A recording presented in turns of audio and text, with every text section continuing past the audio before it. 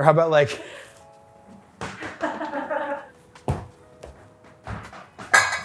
no? Hi there.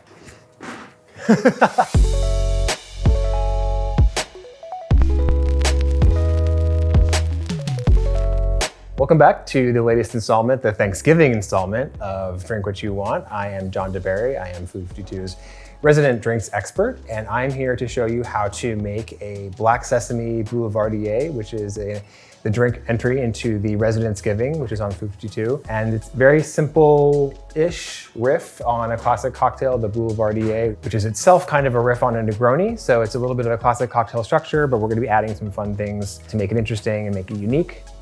So let's get started. There were a few different kind of philosophical underpinnings for this drink. One is I wanted to create a drink that was easy to execute during a possibly chaotic Thanksgiving dinner. Another one is I wanted to create a drink that was a bridge between the savory courses that you're going to be having and the dessert courses. So it's kind of a palate cleanser. It gives you a little bit of bitterness. It's kind of strong. And it's a nice way to kind of transition between those two phases of your Thanksgiving dinner. And then I also was really inspired by Rick's turkey al pastor and wanted to incorporate pineapple into the cocktail, which isn't really traditional for a Boulevardier, but we're gonna make it traditional now. And lastly, we're going to add a bit of a mysterious savory note to the drink by infusing Averna, which is a Sicilian digestive Amaro, with roasted black sesame, and I will show you how to do that in infusion. It's pretty easy. It sounds scary, but it's not. The first step in this cocktail is to create the black sesame infusion into the Averna. It's something you can do like up to maybe a week or even more in advance, so you don't have to worry about this on the day of for sure. What you'll need is 2 tablespoons of black sesame, an oven that's preheated at 350, and then a blender, because of course this is one of my videos, so you're going to see a blender in it. And then you have your filters and somewhere to keep it in the refrigerator while it's infusing. So I've gone ahead and roasted the 2 tablespoons of black sesame here. You just want to make it until it's like really fragrant, kind of nutty. You don't want to burn it, so no smoke, but make sure it's in there until you can really get a nice aromatics from it. The Averna, you're going to pour 6 ounces.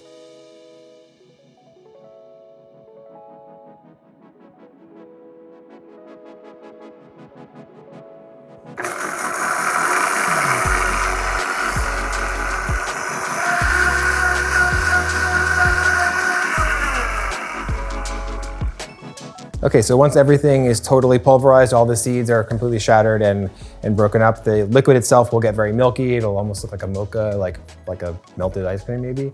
And then once this happens, you want to let this sit and infuse in the refrigerator for about 2 hours, and then come back when it's ready. Wow, what an amazing 2 hours we just spent. That was great.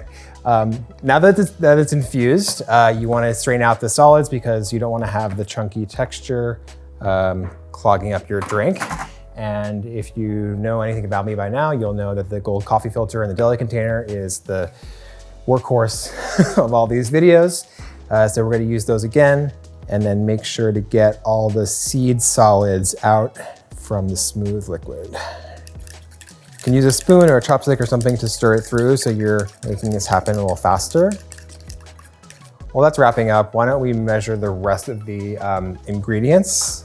The name of the game for these types of holiday drinks, for me at least, is batching, which I referred to as sandbagging earlier last week, and people didn't know what I meant by that, so maybe I just invented sandbagging as a term. Yeah, well, it's real now, so there's that. So yeah, you want to sandbag these drinks, which means you can prepare them a day in advance so that you're not like scrambling in the kitchen. And there are a few principles to batching drinks ahead of time that you really should keep in mind. First is that you want to pick the right type of drink to go with this type of prep, essentially.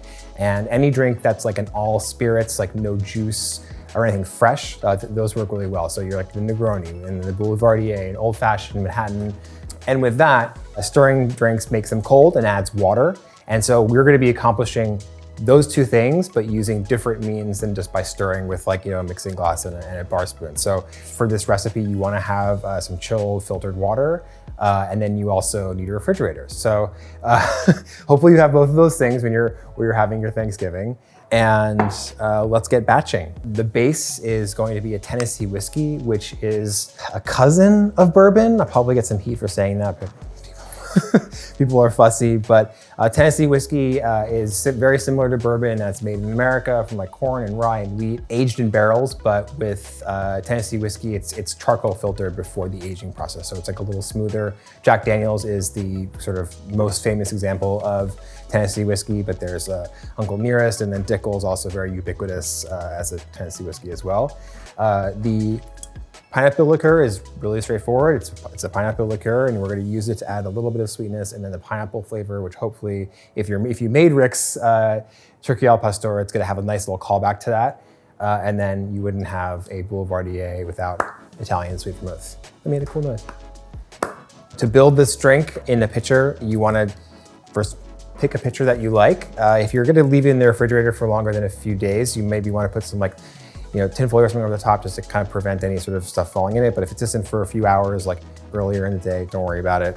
I love this pretty faceted pitcher. So we're gonna start with the 4 ounces of the infused Averna. 4 ounces of the pineapple liqueur, and you'll notice as we add more ingredients, the infused Averna won't look so sludgy, and the drink will kind of brighten up a little bit. 6 ounces or 3/4 of an ounce of Italian sweet vermouth. And then 12 ounces, which is a 1.5 cups of Tennessee whiskey.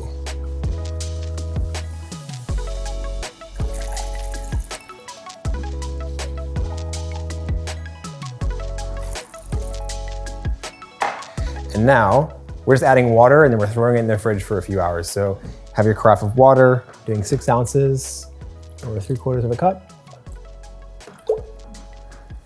And phew, okay, it just fits.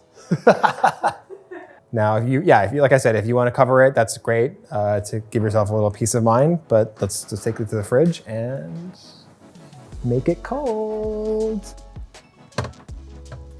While the batch is chilling in the refrigerator, you can also get started on prepping the garnishes. The garnishes are pretty simple. It's just a lemon peel that you'll express over the top at the time of the drink.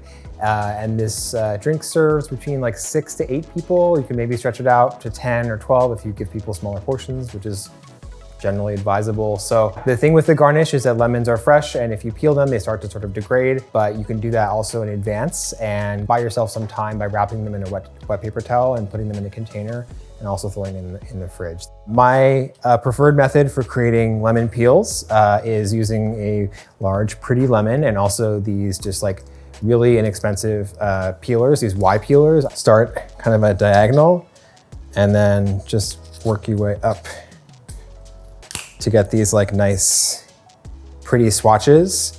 And you'll see there's like some pith here. Sometimes you'll see people that really try to get all this white stuff off, but actually for cocktails, it's important to have some of the structure there. So it's not just like a floppy thing, it has a little bit of like a little solidness to it. So I just go around the lemon kind of in like a spiral pattern.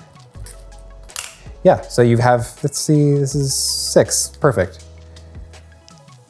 Certainly been 2 to 3 hours by now, so I'm gonna go grab our drink, why not? This is what things will look like if you drink the whole pitcher.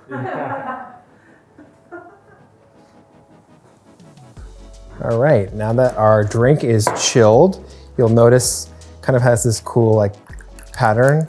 That's just the oils that are in suspension. Before you serve, you wanna give it just a stir to make sure everything is mixed up. In the recipe, when I wrote it up, I sort of said you could use a chilled old-fashioned glass. That's great. I kind of don't want it to be super, super cold, but if you have any guests or yourself, if you want to pour it over some ice, that is a totally valid option, and I will not stop you, I will not come for you. But yeah, like I said, the whole point is that this is supposed to be very easy for when you actually want the drink. So all you got to do is pour.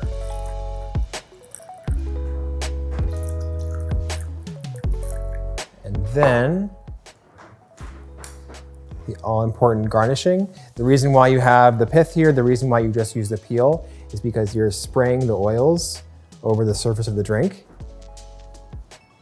And that's it. You don't want to do any kind of rubbing or nothing super elaborate. Like, it's not about that. I kind of like the kind of simplicity of having no garnish, but if you want to leave it on like visually, you can do a little cut there and have a nice perch, or you can just leave it kind of unadorned. The main thing is to have the oils express over the top, and that's why you have the peels. That's why they're so important. So,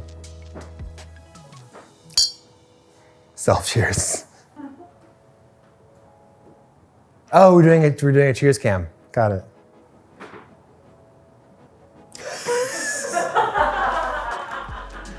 Feel like I love you, man. So that is my Black Sesame Boulevardier. You can get the full recipe at food52.com. And please not only subscribe, but also please leave a comment. I like to talk with people in the comments because they're really nice and they ask really cool questions and I usually end up learning stuff. So yeah, talk to me in the comments and come back next month where we're coming from back home for a lovely holiday something. You'll have to find out.